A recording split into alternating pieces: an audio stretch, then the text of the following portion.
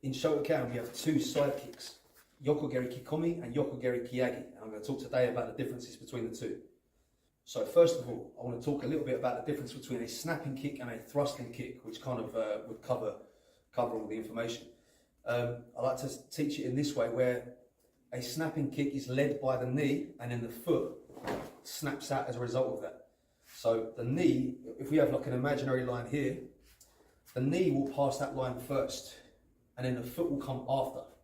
With a thrust kick or a Kekomi, the foot will pass the line first and then the knee will come after.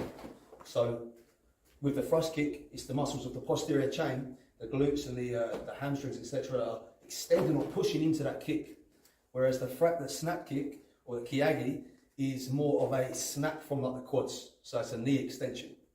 So we have like a hip extension for a thrust or a knee extension for a snap. We can use different variations of kicks. Like a Maigeri snap would be this way: knee first, knee leading, then the foot follows. So knee passes that imaginary line, it breaks the line first, and the foot comes after. If we was to do a Kekomi version of a Maigeri, at least in the way I would do it, I would have to lift the knee higher, and then push through. So I'm getting the body behind the kick to make it a thrusting kick. The way in which I deliver Keage, Yokogeri Keage, is I will not put the hip in the same way that I would put a Kekomi. So it's a snap from the knee. I'd bring my foot upwards to pass that imaginary line with this knee, and then I'll unfold the kick so the foot comes out as a result of that. From here, knee passes the line, and then snap the kick out from that position. So it's knee first, snap. It's like a lower kick, maybe to the groin or something, to create a reaction so we can then move in with something else afterwards. The Kekomi, I want to turn my hip over and pass that, again, that imaginary line with my foot first. Foot with the hip behind it.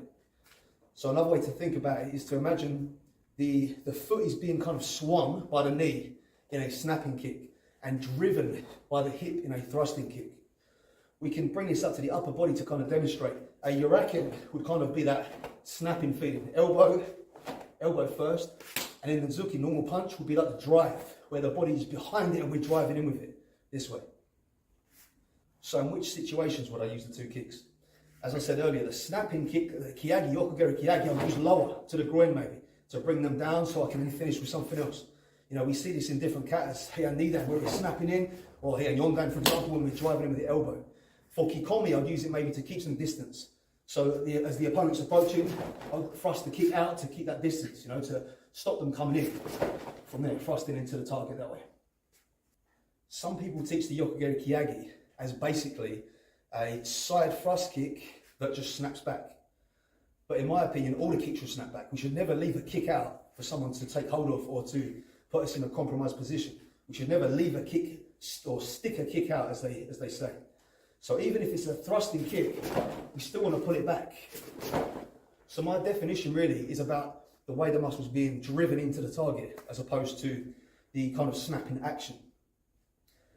Where I get this idea from is if we look at some of the older katas in other styles, where we in Shotokan will use a snap Keage, they will use a Maigeri this way, in a similar position like Kushanku compared to our Kankudai version.